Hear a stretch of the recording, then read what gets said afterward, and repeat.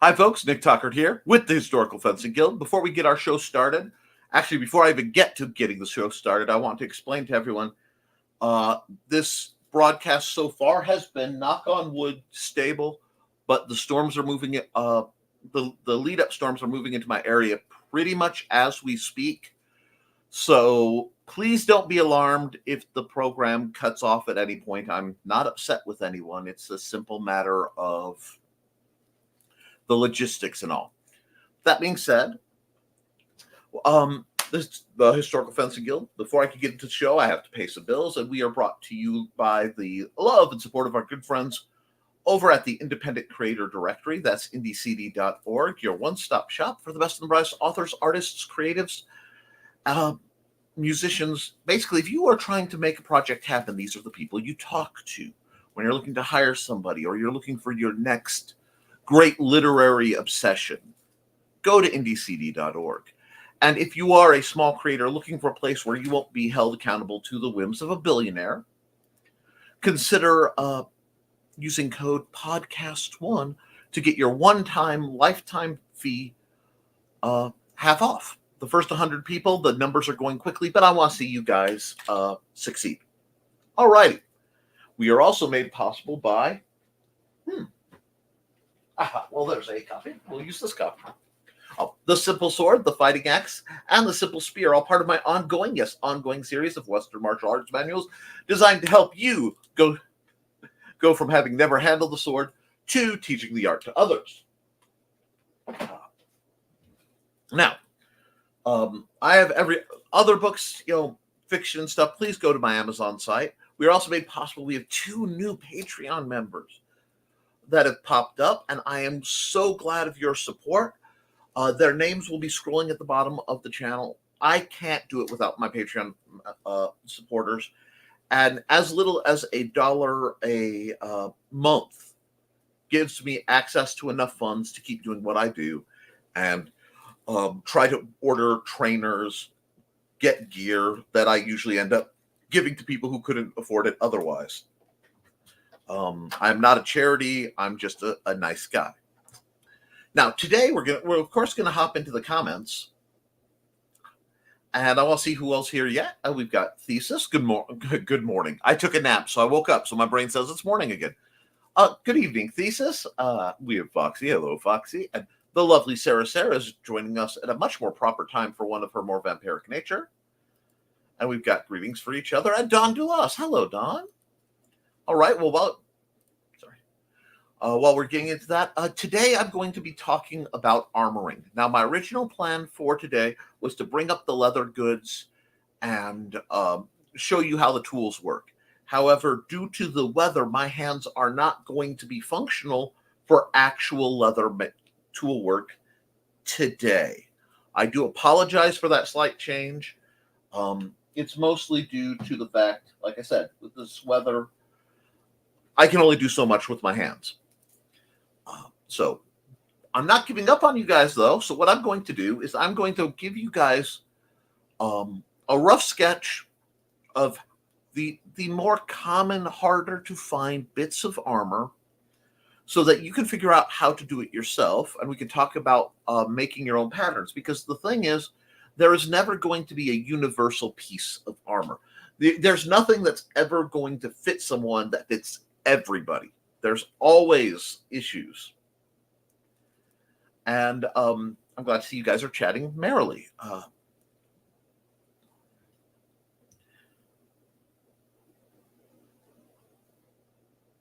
Oh, no. I'm sorry that you're sick.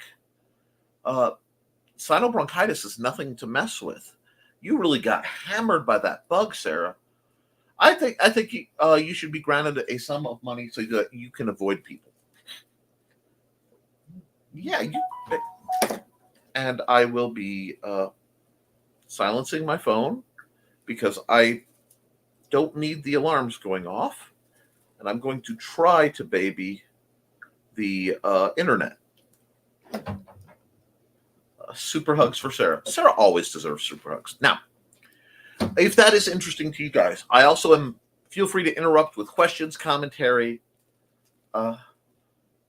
Oh, I'm so sorry to hear that, Sarah.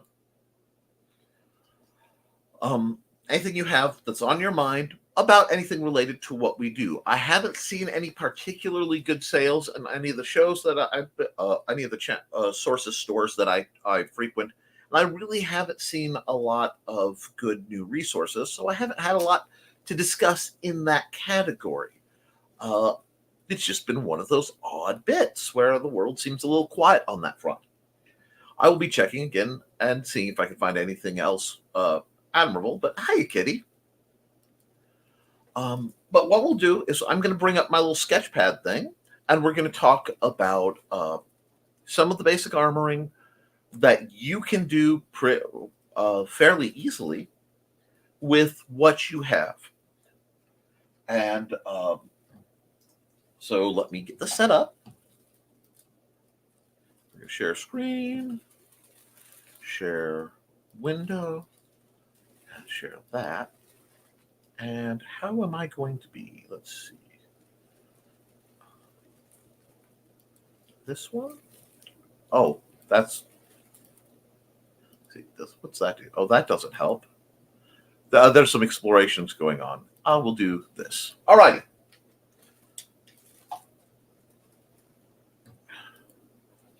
Well, perhaps next time. And it's probably better because I have my lovely wife has to work this weekend. So, and I have to go tend to some other interesting things, family-wise. So it's probably a good thing because you deserve to have all our time. Oh, thank you. Now, we'll go through a list of armor that you guys may find if you're getting into this you want to acquire. Okay. And there's armor you acquire and armor you buy. Now, I do recommend, so we're going to do armor you make. Put a second channel, armor you buy. And that's going to be cups/jills.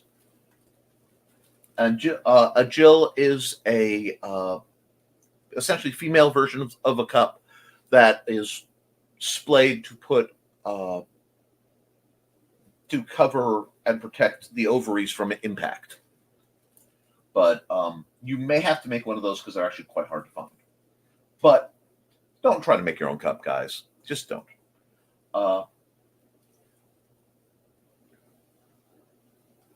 Gloves/gaunts. Yes, you can make your own gloves/gauntlets. However, for the amount of effort that goes on with it, I would find that it's easier to simply start with something like lacrosse gloves. These work really well, actually, or HEMA gloves. Now, if you want something more period, you can get actually clamshells, but you want to avoid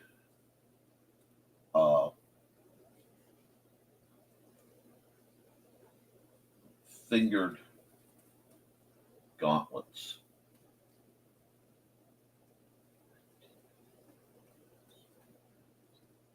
The reason I'm going to say avoid these is a lot of them are on the market that are absolute garbage.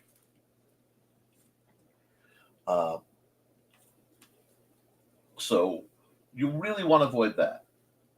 There are some credible retailers. There are some non-credible retailers. We can talk about that more, but that's more of a shopping video, which isn't where I intend to go. We can. And words are hard, Sarah, but I'm glad that you're reading a story and it's going to be republished. That happens.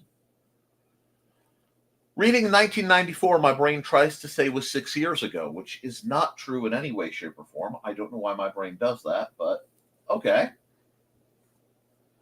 Now, armor you can make. I really recommend starting simple with bracers. Bracers are great because they're one piece of material. I'm going to go one piece of like leather or plastic / metal that lacing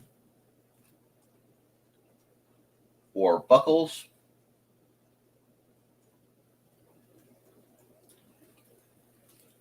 and eyelets or rivets.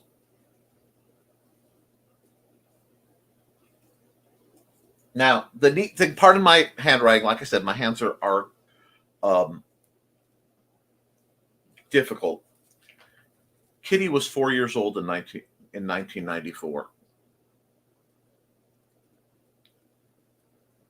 Oh, dear Lord, I'm class of 2000.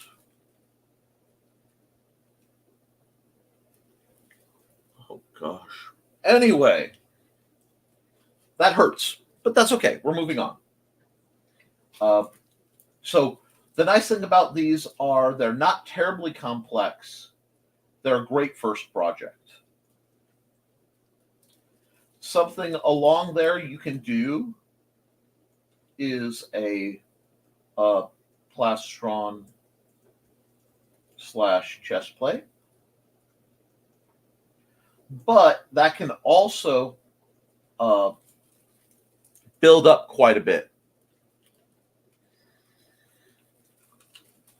Awesome.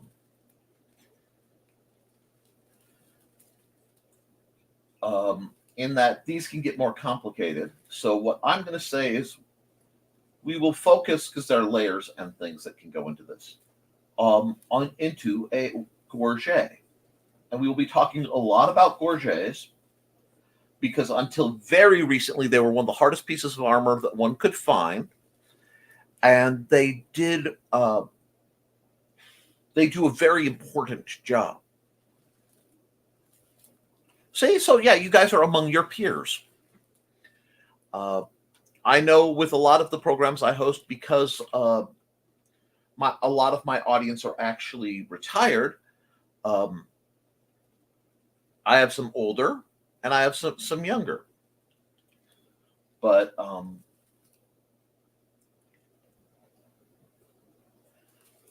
anyway, we're going to work on these. Oh, and helms, mask helms. Yes, these can be made, but they're very, very advanced. And unless you're really getting, sorry,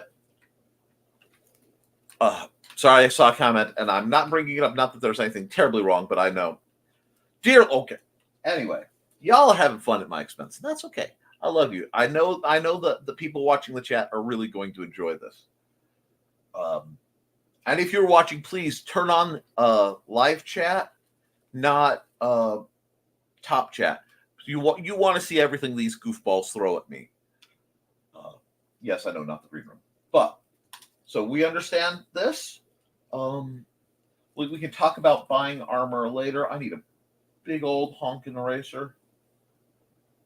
And what we're going to do is I'm just going to kind of go down the line. And we're going to talk about... actually, you know what? Let me do this. I'm going to undo that. I'm going to add another layer, and I'm just going to hide this so that I can come back later and steal the notes. Yes, you got called a goofball.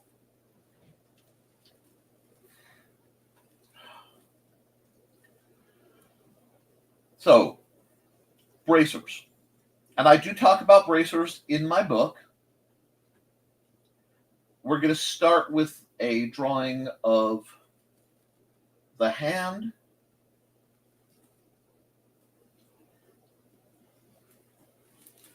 and the arm, okay?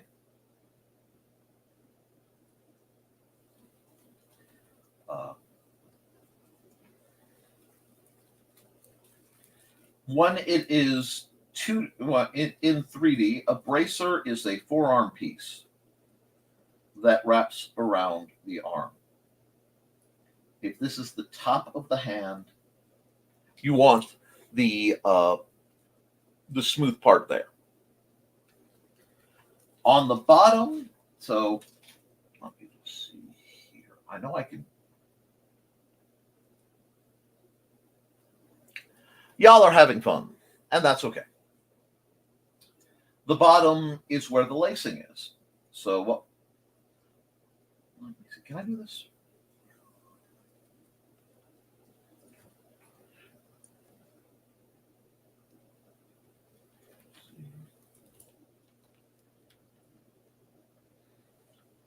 And let me do this.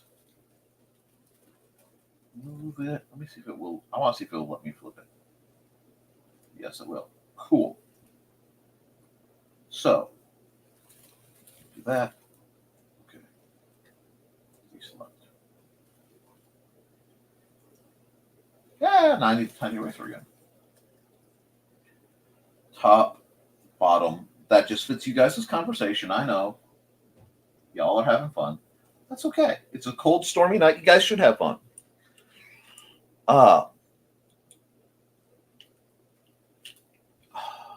Oreo mooncakes. That sounds good. Y'all are problematic. Okay. And a bracer is either going to be, and I'll show you on this one. So I'm just going to put a line so that you can see. Either you have a belt with a buckle here, or you have eyelets and you have lacing. Lacing is cheaper to build and easier to adjust.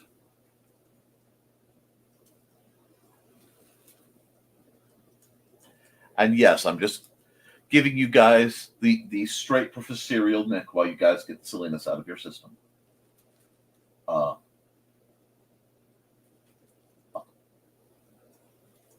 A buckle is more supportive.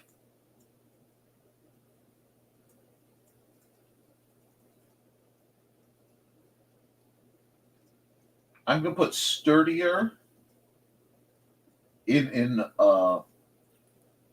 like quotation marks because there's some elements to that, and easier to wear. If you use lace-up gear, you will have to have somebody help tie you up into it, basically, to be able to put it on, because it's very, very difficult to tie your own bracers. Now, we do this. We'll hide these two. Hide. Thank you. Shoot, actually, I need this one back. A bracer is going to be shaped a lot like you think of a cape, okay?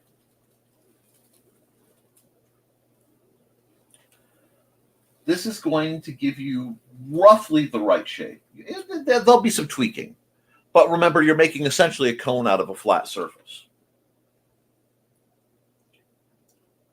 1, 2, 3. 2 here would be the diameter of where you want it at the wrist.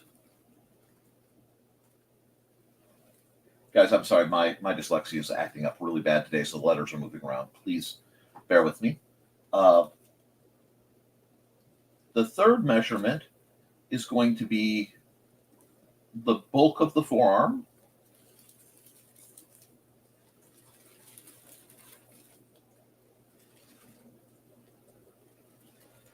And the first measurement, and I know I did these in a random order, is going to be that is on the bottom. So you have, this is the bottom, /inside of the forum. From here, because this often swells out even farther, you have the top. So this is the top of the forum. You need to be able to measure all these things. And I knew that joke was going to come out when I said typing folks up. I'm not worried about it too much. But at least with with me having to suffer being focused online, you guys can at least hit the like button and share this around. Now, along these edges, the simplest way, you will probably need, I like to do about 6 evenly spaced, and these of course are not because I'm drawing them, holes. And you're going to want your holes to fit the eyelets, which fit, the proper term is the cordage.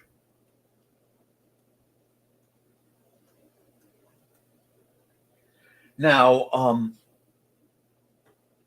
I would recommend for cordage, 550 paracord.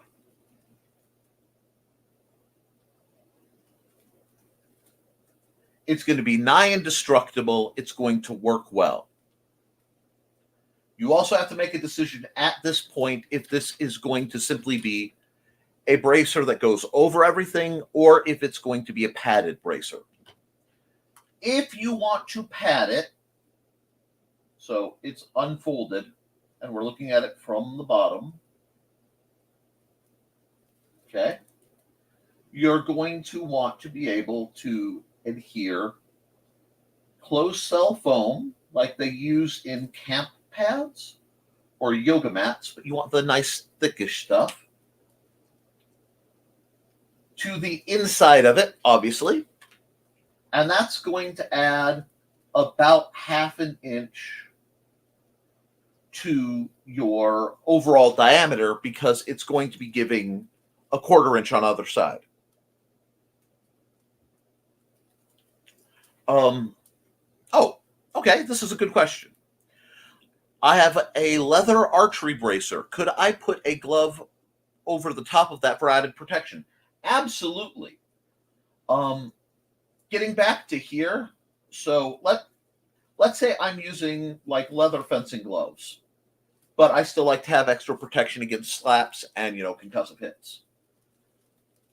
Along the cuff of the glove or the mitt should go over the bracer in such a way that it lets full wrist motion go in case things are rigid, but not so big that it rattles and it snags on things.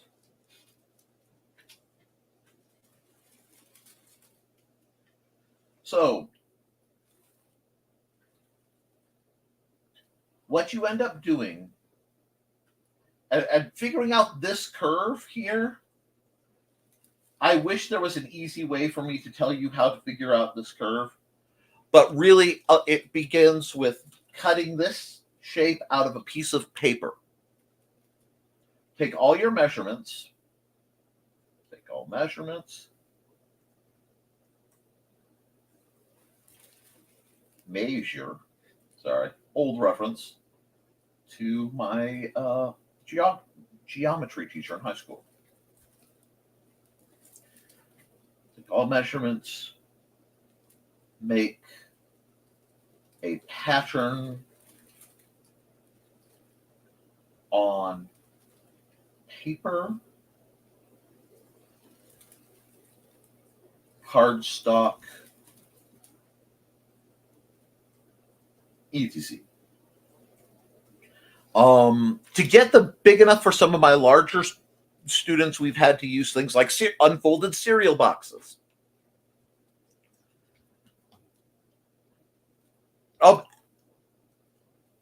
Let's see. I have to. Yes, I'm gonna. Oh, you're not gonna get booted. You can use construction paper. I find again a slightly more rigid uh,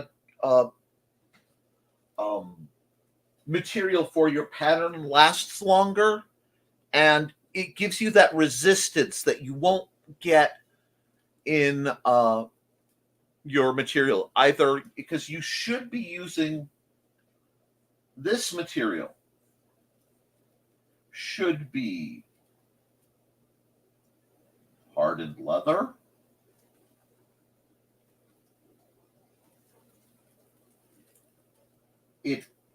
It can be soft, but soft won't give any impact protection.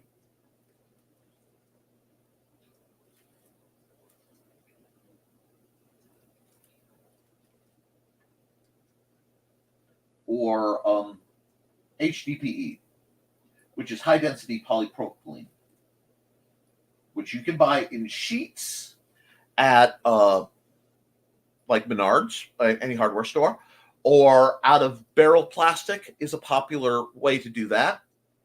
But that's the actual material. So you want the material you use to make your pattern to be disposable, cuttable, malleable, but have a little bit of resistance, which is why I come to the straight cardboard.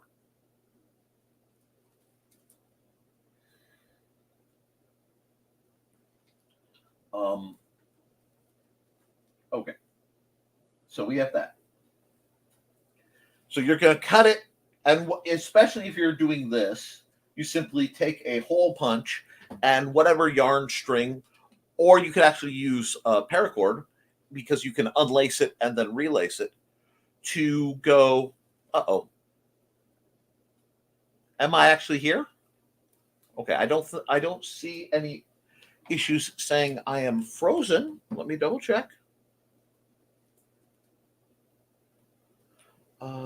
What's my net look like? Ew. Okay, not frozen. Thank you. You want to cut it out. You want to lace it up and see where it is too big, and then very, very carefully sketch out, or have someone help you sketch out, and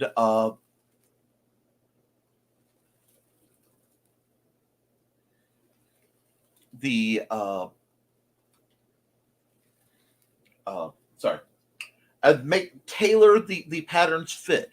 Do it for each arm. Do for each arm, because very rarely are people let's see. Oh, construction paper. Okay, I missed something. Yes. Okay. Yes. Your okay. Thank you for covering that thesis with them. Because your arms are naturally going to develop differently. You're most likely to have a little bit more muscle mass in your dominant hand, unless you're ambidextrous like me, and then it gets a little weird. But so you want to label everything. After you've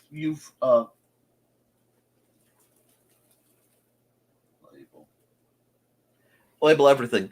I'm sorry. I realize the comment is blocking my stuff, so we'll just hide the current comment. Okay, there we go.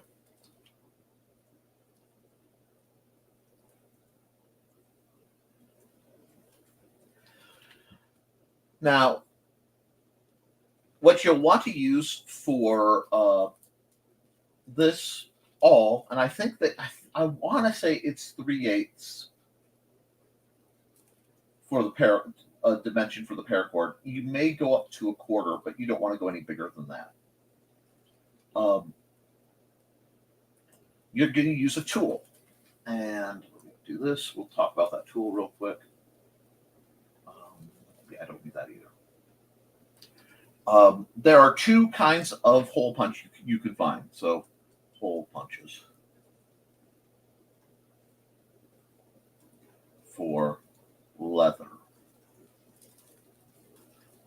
If you're using steel or plastic, you're going to use a drill, and you just do a drill bit of that diameter. That's fine. Leather you can drill, but it gets kind of funky about it. So hole punches are much better. They're ones that you hammer, and they angle down like this, and they have a cutout here, and they are conical, basically, and the inside is sharp.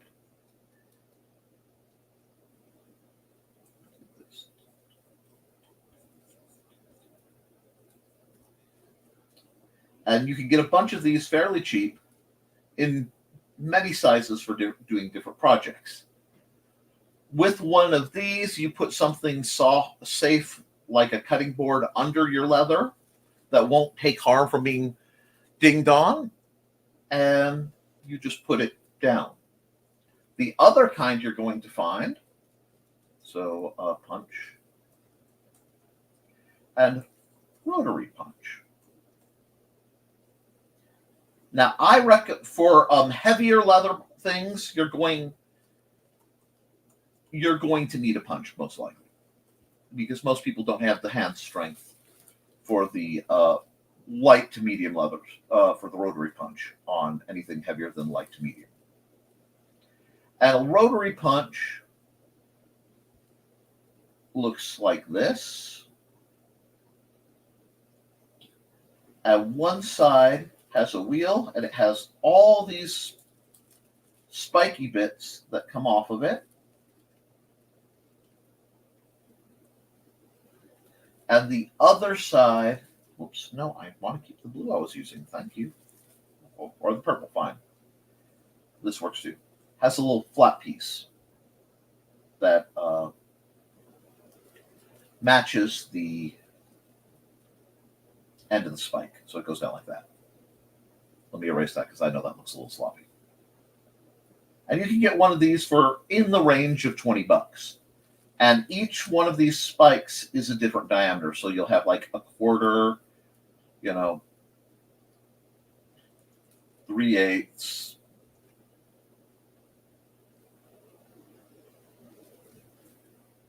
half, whatever. They vary. I think there's a 1/8 usually. Anyway, and you can click it and it'll rotate around. These guys, while horribly drawn by me right now, are one of the handier ways to do it, because then it works like a kid's hole punch. So you take your pattern, you trace your pattern onto your material. If you are doing it onto plastic or metal, a silver Sharpie is your friend. Or gold. One of the metallic paint Sharpies are wonderful, because that's going to give you both a little bit of wastage to work with, and it's going to give you it's going to show up really well on whatever you're using. Take your time, measure everything, because you need all your measurements to be right. Because once you put your holes in,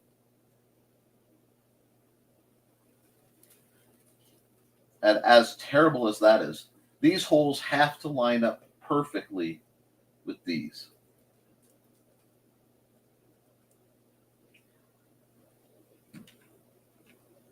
Now we are doing this the lace-up method, okay? Because this is the simplest, it is the fastest.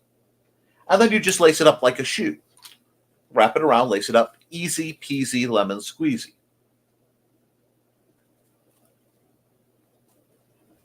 If we're going to buckles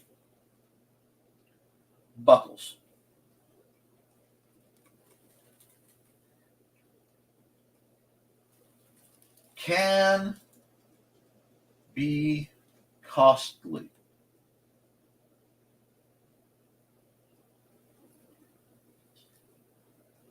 Goodwill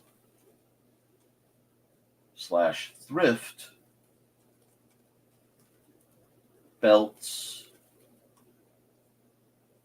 are cheap. If it seems like I am trying to save you money for your starters, it's because I'm trying to save you money for your starters. The you're going to look at a place like Tandy's. I believe it's .com. Or Tandy's Leather. I haven't ordered from them in a while, so forgive me. I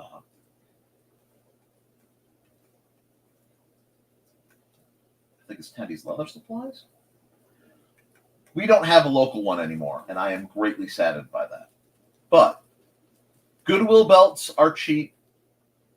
However, they have to be real, genuine leather and a solid D buckle or D rings, depending on the style. If you go that route, this will be very helpful because this will help you later when you want to make your gorget, which is your neck armor. But usually you want the leather belt and a solid buckle. What you do is you take your leather belt and you're going to cut off a couple inches past where the buckle is already set. And the buckle should look something like this. Again, pardon the shakiness. I'm having what's called a bad hand day.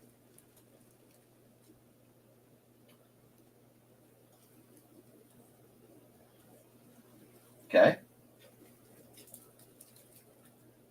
And, this is going to go as far as you need it to. So you want to give yourself a few inches. And then the other side that's already hole punched, you can either use the part that's already hole punched, or you could take a fresh piece from farther in the middle that hasn't been strained already and has its holes and hole punch it yourself. These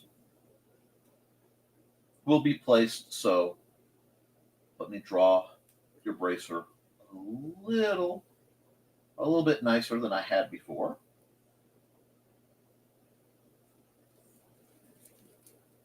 These are going to go right across here. Now you want to make sure, if possible, the meat of your buckle ends up over the leather. You don't want the meat of your buckle in the gap. Because if you get smacked on it, you don't want the buckle hitting straight against soft or straight against, your inner materials. That will suck. Affixing it, you can sew it on. You can sew. Which works if that is your jam. Leather sewing is a little challenging because you have to poke all the holes first and then stitch through. Anything you sew with leather, you want to use waxed thread, which they sell in rolls, or, of course, you can do what I do, which is double up dental floss.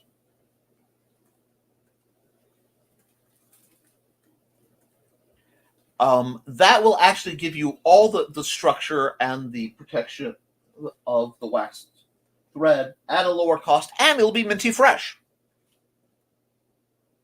When you are riveting the leather together, you're going to want to use copper rivets, and this is going straight through the hole, and they look basically like this. They have a slight narrowing, and they come through here. I think I use number 8s. And you're going to get a matching copper burr. And a burr is just a washer. So let me draw these in a way so that you guys can see how they look.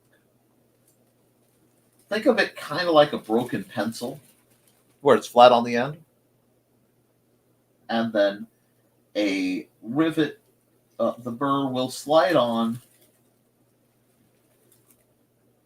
and usually stop a little past there. You'll use something called a rivet setter, which is just a tube that fits over the rivet and pushes the burr down. That will set the rivet. Now, there are two ways. The cheap, dirty way that that I learned is to then take a snip of some sort, cut the excess off your rivet. So you're going to cut it down, but you're going to leave about 3/8 inch exposed, and then you're going to peen it down. Peening takes the bump from here, and you guys are going to have fun with this. I know you guys. So you have, this is 2 pieces of leather, by the way. I realized I didn't show that very well, so I'm going to fix that now. So just so you can see it, this is 2 pieces of leather.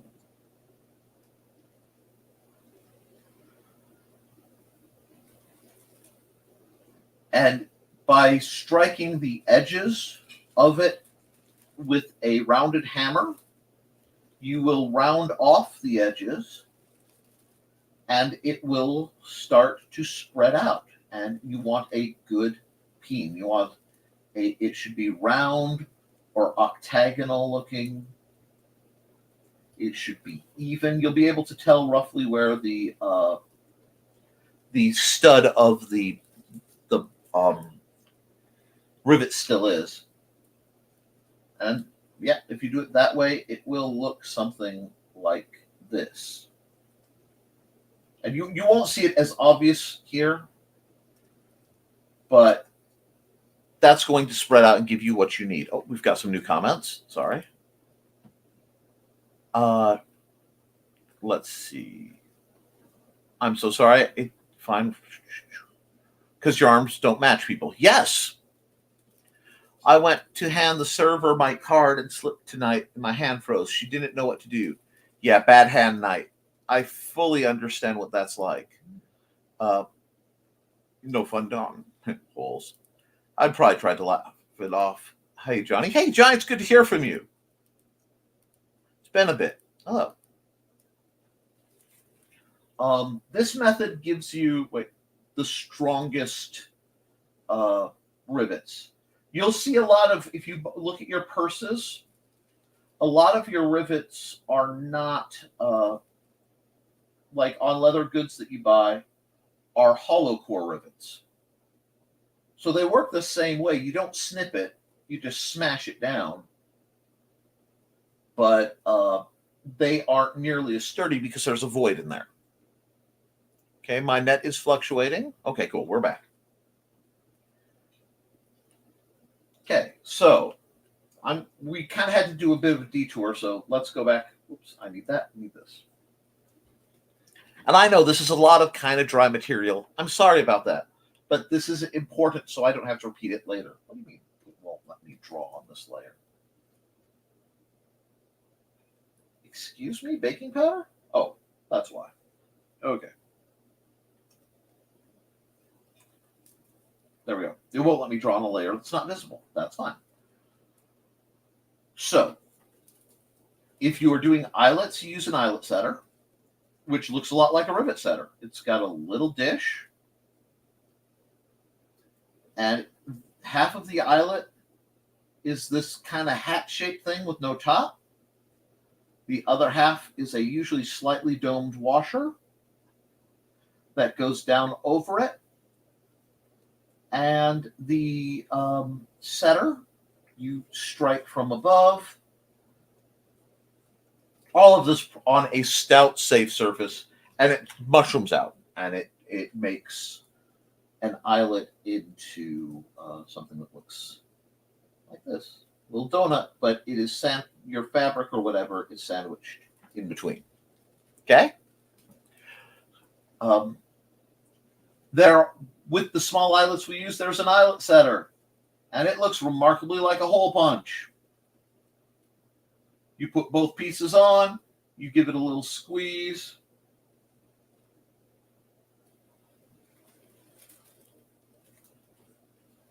So that should be like that. That should be there. There we go. That should be like that. Sorry. And it sets the eyelet in the pre-made hole. Do not try to use the eyelets to make the hole. You'll just screw up the eyelets, damage your material. No bueno. But that means, if we talk about it, you end up with a bracer fit for each arm.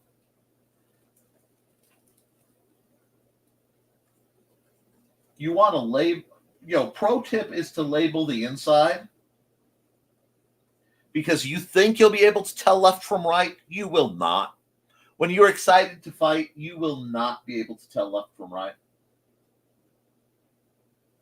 And then, again, I'm just going to draw the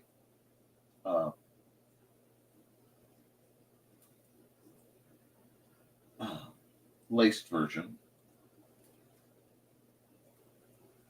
You now have a nice based bracer. Can you modify these and make them can be sexy? Yes. With the right materials and design, they can be weight bearing. With the right materials and tweaking, they can have embroidery if it's fabric. Engraved. I have done what's called tooled leather. I made a set of leather bracers for my buddy Steve, whose arms were so big I could have used them as chest plates. In fact, his wife at the time could have laced them and used them as a chest and back. I lost the word. It's kind of like a corset, but it's not fully corseted. I'll remember the word later tonight. Knowing how to make these is important because it's relatively low risk. You're making things better, but you're not defending really, really life-threatening materials, and you can learn on this. Plus, if you have the material, you can make a lot of these for you, your friends. It's all very simple. And the pattern is easy to understand and difficult to mess up.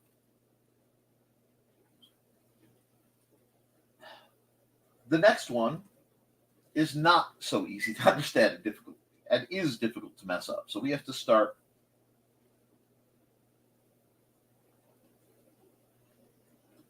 with the neck of an individual. A gorget is neck armor.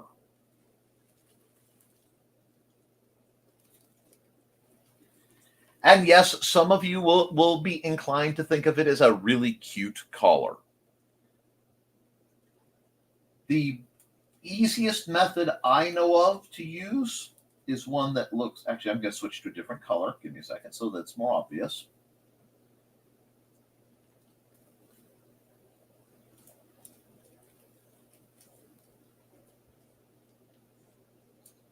Something that looks like this. Actually, that should be higher. There we go. And has a bit of a lobster tail and is joined at the sides. This will protect your cervical vertebrae? The top 7 vertebrae of your neck, head, into the shoulders. Very important because a blow there can kill you. It can paralyze you even with a blunted weapon.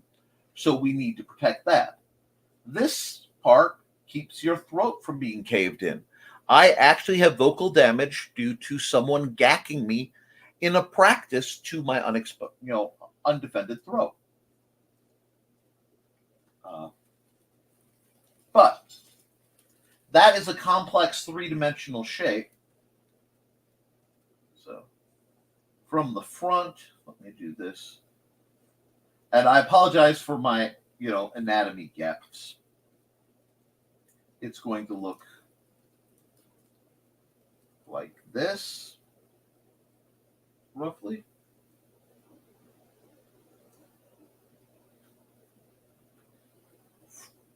And we'll just do, to delineate, we'll do this so we can see.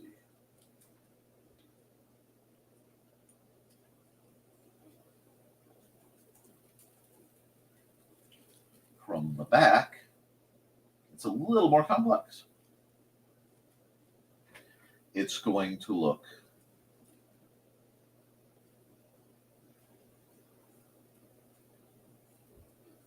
like this. Now, this actually does have a fairly advanced design, and it's a fairly advanced reason we're using it.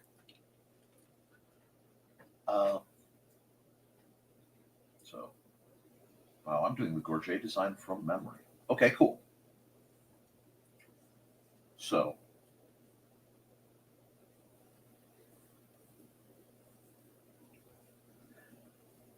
this piece has to fit under your chin, as close into your neck as possible. This piece should be down to about your collarbone. So we have the front. We're going to put two holes for the rivets.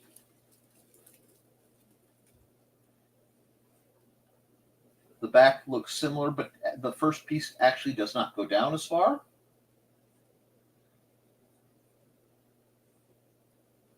And it's going to have holes like this, holes like this, holes like this. Then you're going to have what we lovingly call the lobster tail, piece and piece. Next time, because we are running out of time for this program, I will show you my actual leather gorget that is set up just like this, and we will be getting into it. But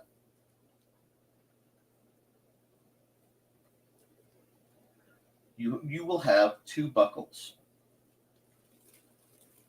One that connects here and here, and then another that connects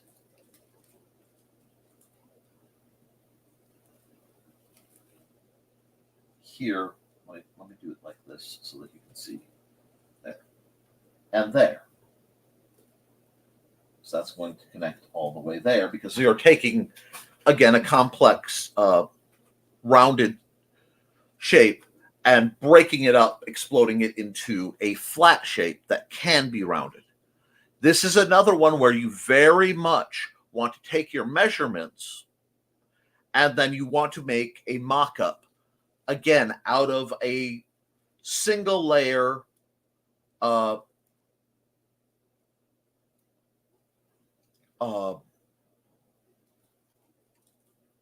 piece of, again, I find stiff cardboard, poster board, something like that. What you don't want is corrugated cardboard, because corrugated cardboard is going to crease and be a pain in the butt to deal with. You can do it with corrugated cardboard, but understand it's going to be creased. Now, this has to be hardened leather, except for the buckles, obviously,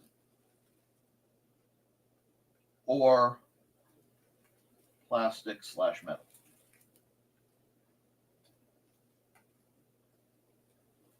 It does not have to be padded, but I always pad mine using the same methods that we talked about earlier in the discussion.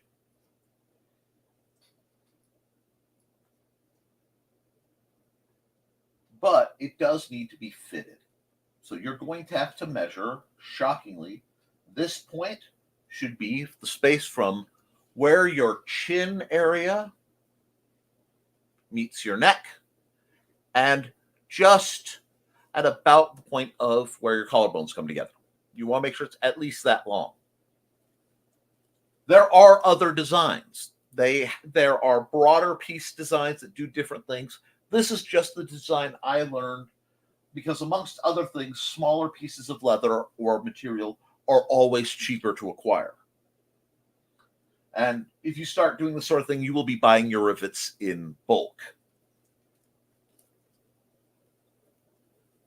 But this gives you the rough layout of the pattern. And from here, you can make a gorget that will protect your neck and keep you from being paralyzed from fighting, or at least minimize it. Now we need to talk about gorgets a bit. And I will be going back over this when I go downstairs. I think it's downstairs. I don't see mine right now, but and I can demonstrate the wearing of my gorget. It will impede your ability to move your head. That means it's working. You don't want it so tight that it cuts off air. You don't want it so tight that it cuts off blood at the arteries on either side of your neck.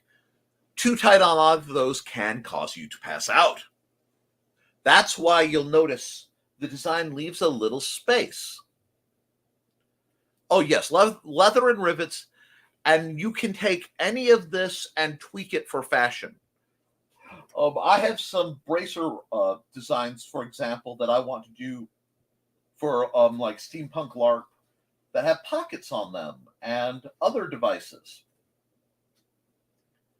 And I will probably, when I'm doing demos, demo how to do it. You guys might get to see me make something rather cool. Assuming I can get the pieces and my hands work. The hurricane approaching is not letting my hands work right at all. I'm kind of working with flippers right now. And that's okay. I'm not pushing it so it doesn't hurt too bad. I do realize that I missed my 8 o'clock med getting ready for the video. So I'm hurting a little bit more than I should be. And I will be dealing with that in 2.5 minutes, probably. Oh, absolutely. Everything I make when I make leather goods are at least what I would consider light armor capable. Light to medium armor.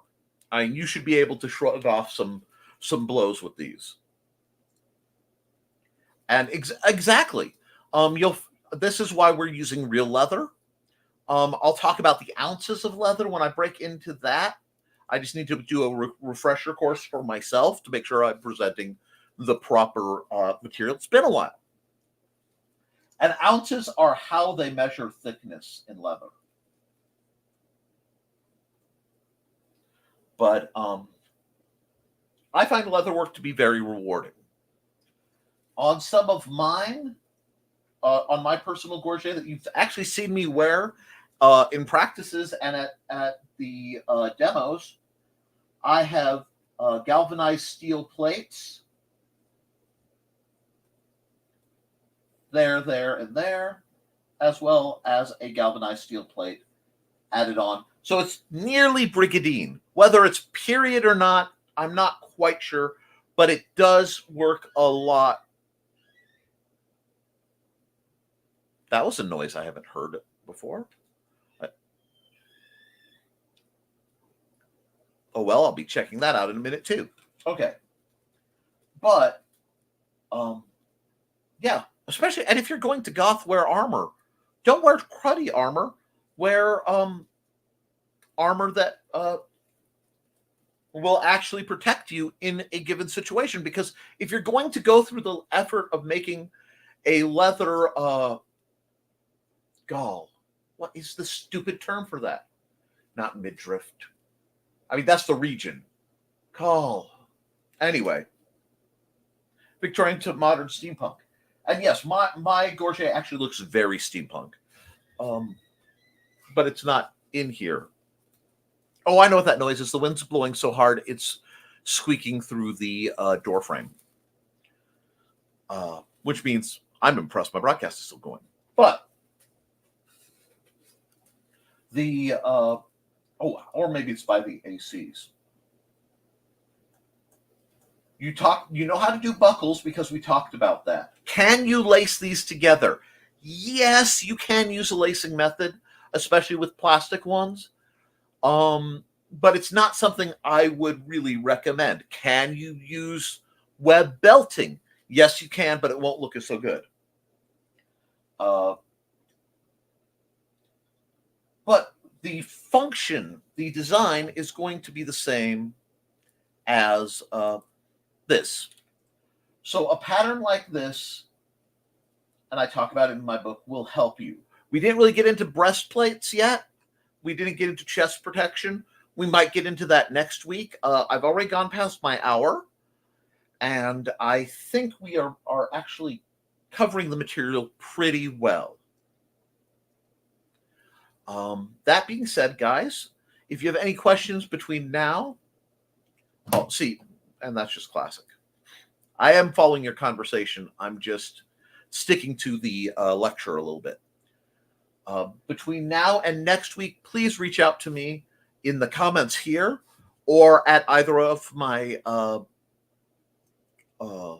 emails. You can find all my contacts at indiecd.org/about Nicholas Tucker. Do I have that as a brand thing in a banner? I can't remember if I do or not. No, I don't. I have what you can pay me with if you want to give me money, but I'll get that set up. I need to update my banners. Oh, we have another comment. Have a good week all. Have a great weekend. And I'm so sorry. I thought you were wrenched on here. I'll get that fixed shortly, Dawn. Thank you. With that, guys, keep your guard up. Keep your eyes open. Be kind to yourself and each other. And as always, my dear friends, thank you for supporting your local swordmaster. I'll be back next week with the next portion of this lecture. A few more demonstratable parts, and then we will see, depending on how well my hands are working, how much of a practical demo I can set up for you guys. All right? Stay safe with everything that's going on. Don't forget to hit the like button. Toodles, folks.